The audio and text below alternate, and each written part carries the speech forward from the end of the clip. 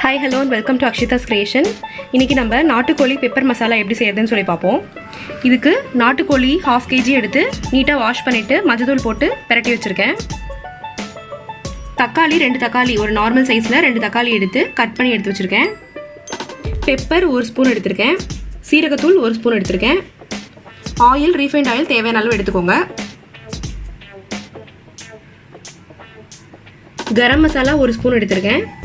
இது சக்தியில் pepper chicken masala. இது வந்து நான் 3 ஸ்பூன் எடுத்திருக்கேன். கருவேப்பிலை தாளிக்கிறதுக்கு தேவையான அளவு எடுத்துக்கோங்க. சில்லி பவுடர் 1 ஸ்பூன் எடுத்திருக்கேன். மஞ்சத்தூள் 1 ஸ்பூன் எடுத்திருக்கேன். சால்ட் தேவையான அளவு எடுத்துக்கோங்க. வெங்காயம் பெரிய வெங்காயம் ஒரு சைஸில் எடுத்து கட் பண்ணி எடுத்து வச்சுருக்கேன். இஞ்சி பூண்டு விழுது எடுத்து வச்சுக்கோங்க. இதில் வந்து ஒரு 2 ஸ்பூன் அளவுக்கு நம்ம ஆட் பண்ணிக்கலாம். ஏன்னா நம்ம 1/2 kg சிக்கன் தான் எடுத்துருக்கோம். ஸோ இன்றைக்கி நாட்டுக்கோழி பெப்பர் மசாலா எப்படி செய்யறதுன்னு சொல்லி உங்களுக்கு சொல்ல போகிறேன். வாங்க எப்படி சமைக்கிறதுன்னு சொல்லி பார்ப்போம். ஸ்டவ் ஆன் பண்ணிக்கோங்க. ஆன் பண்ணிட்டு நான் குக்கரில் சமைக்க போகிறேன். குக்கரில் நல்லா ஹீட் ஆனதும் ஆயில் ஆட் பண்ணி வச்சுருக்கேன். ஆயில் நல்லா சூடாயிடுச்சு. இப்போ நம்ம தாளிக்க தேவையான சோம்பு, கிராம்பு, அப்புறம் பட்டை இதை வந்து ஆட் பண்ணிக்கலாம். நல்லா பொரிஞ்சிருச்சு. ஸோ அடுத்து வச்சுருக்க கருவேப்பிலை வெங்காயம் அதை சேர்த்துக்கலாம்.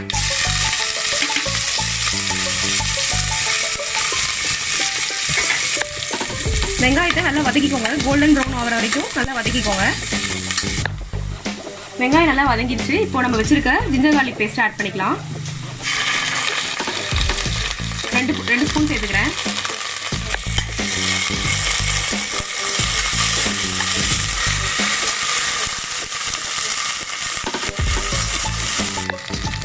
இஞ்சி பூண்டு நல்லா வதங்கிடுச்சு. இப்போ வச்சிருக்க தக்காளி நம்ம ஆட் பண்ணிக்கலாம்.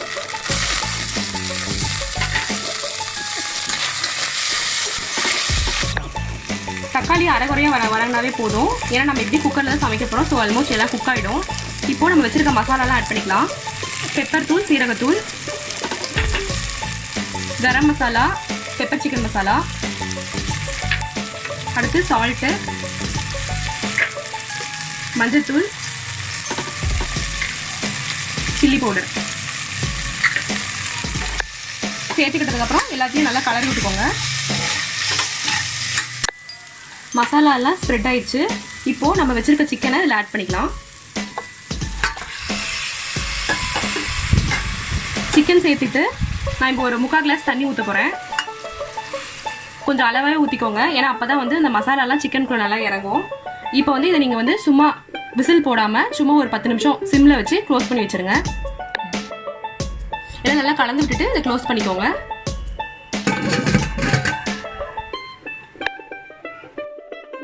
இப்போ இதை ஓப்பன் பண்ணிக்கலாம்.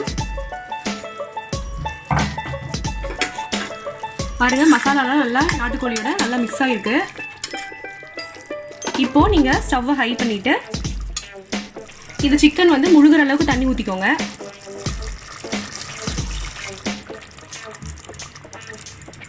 நான் இப்போது 2 கிளாஸ் தண்ணி ஊற்றுறதுக்கு.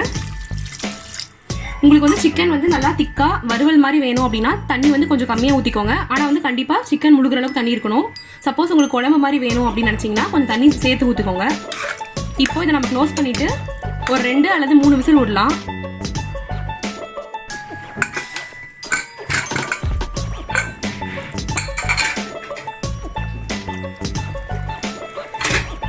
இதுக்கு நான் 3 விசில் விட்டுருக்கேன். 3 விசில் விட்டு ஓப்பன் பண்ணோன்னே இது வந்து ஒரு குழம்பு மாதிரி ரெடியாக இருக்குது. இப்போ இதில் இந்த குழம்பை மட்டும் தனியாக இருத்து எடுத்துட்டு அதுக்கப்புறம் நீங்கள் அதை நல்லா ட்ரை ஆக்கிட்டு சாப்பிட்டீங்கன்னா வறுவல் மாதிரி இருக்கும். நீங்கள் அந்த மாதிரி சாப்பிடலாம். இல்லை வெறும் குழம்பா வேணுன்னா இந்த மாதிரி சாப்பிட்டுக்கலாம். நீங்கள் குழம்பா தனியாக வேணும்னா எடுத்துக்கலாம். அப்படி இல்லைன்னா இதவே ஃபுல்லாக சுண்ட விட்டுட்டு நல்லா ட்ரை ஆக்கிட்டிங்கன்னா கூட ரொம்ப டேஸ்ட்டாக தான் இருக்கும். நீங்கள் அந்த மாதிரி உங்களுக்கு எது கம்ஃபர்டபுளோ அந்த மாதிரி செஞ்சுக்கோங்க. பாருங்கள், இந்த மாதிரி ஸ்டேஜ் வந்ததும் ஸ்டவ்வை நீங்கள் ஆஃப் பண்ணிக்கலாம். இப்போ நல்லா வறுவல் மாதிரி அடிச்சுக்கோங்க.